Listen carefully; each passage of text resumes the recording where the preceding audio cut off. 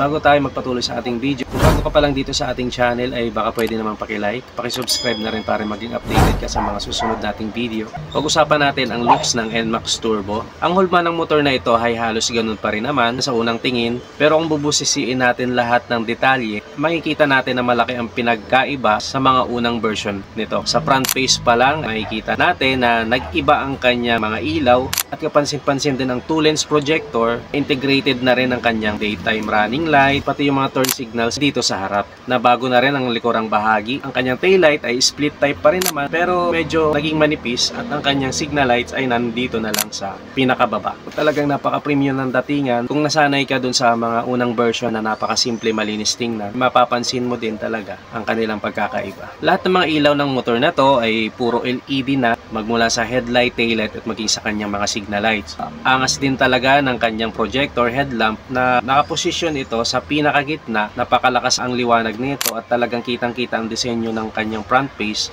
lalo na sa gabi. Dahil equip ito ng turbo technology, ay talagang makabago at futuristic ng kanyang mga features.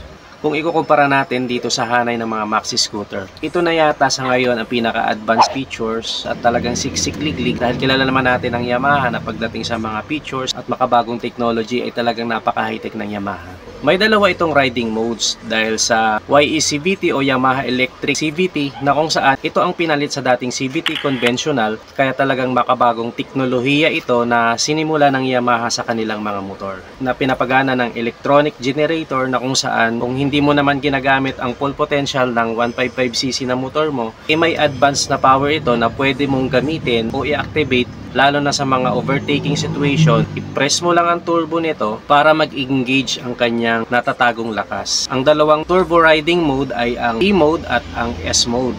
Ang T mode ay para sa city or urban driving area at ang S mode naman ay para sa sports touring. Pwede mo itong gamitin lalo na sa long ride. At may tinatawag din itong Y-shift o turbo Y-shift, na kung saan makaka-experience tayo ng tatlong level na acceleration. Ito ay ang low, mid at high. I-press lang ang Y-shift button sa kaliwa kung nag-accelerate ka or kung gusto mo maramdaman ang kanyang engine brake. Dual channel ABS na rin ito or anti-lock braking system, na kung saan ay talagang dagdag sa safety features ng motor na to. Naka-TCS na rin ito or traction control system. Ang system na to ay umiiwas sa risk o mga posibilidad na pagdulas ng hulihang gulong sa lahat ng klase ng kalsada or road situation during acceleration.